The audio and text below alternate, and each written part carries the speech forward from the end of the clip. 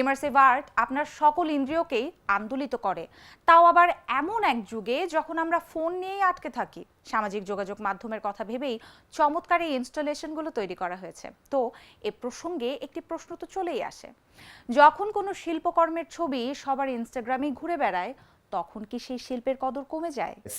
এখানে আমি ইতিবাচক অনেক কিছুই দেখি। আপনি একটি ছবি নেবেন যে ছবিতে আপনি আছেন, এটি মূলত শিল্পের সাথে আপনার যে একটা সম্পর্ক আছে তা প্রকাশ করারই একটি উপায়। এই নিয়ে সমালোচনাও আছে। বিখ্যাত শিল্পীদের ধ্রুপদী সব চিত্রকর্মের ভিডিও ইনস্টলেশন তৈরির মাধ্যমে যে প্রদর্শনী হয়, সেগুলোকে ইমার্সিভ আর্ট বলা হয়ে থাকে। আবার টিম ল্যাবের তৈরি করা নতুন ইমার্সিভ শিল্পকর্মের মতো ইনস্টলেশনগুলোকেও একই নামে ডাকা হয়। দুটোই কি শিল্প? চলুন বিষয়টি ব্যাখ্যা করা যাক।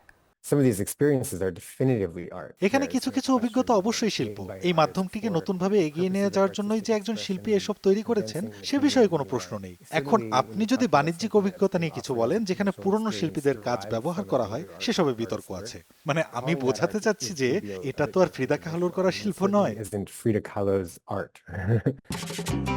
এগুলোকে কি নতুন শিল্প বলা যায়, নাকি শুধুই নকল? ফ্রিদা কাহলোর জীবন নিয়ে তৈরি এই ইমার্সিভ আর্টের প্রদর্শনীটিতে মেক্সিকান চিত্রশিল্পীর প্রায় সব চিত্রকর্ম প্রদর্শন করেছে। এই প্রদর্শনী আগে কখনো হয়নি। এটি চলমান জীবনের চেয়েও বেশি কিছু, সাথে আছে ঐতিহ্যবাহী সব সঙ্গীত। বার্লিনের এই প্রদর্শনীতে আসা দর্শনার্থীরা মুগ্ধ হয়েছিলেন।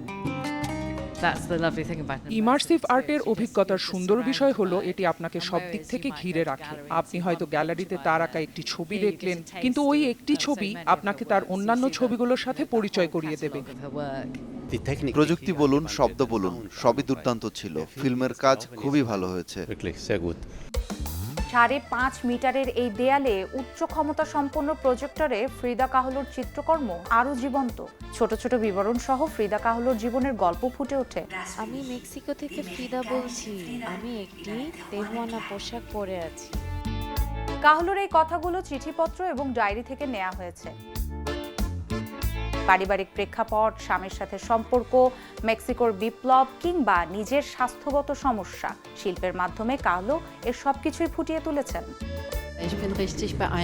তার জীবনের কাহিনীতে এত রঙিন একটা পৃথিবী দেখে আমি মুগ্ধ। মনে হবে আপনি একদম এর ভেতরে রয়েছেন, এবং শিল্পী ওই সময় যা অনুভব করেছিল আপনিও ঠিক তাই অনুভব করবেন।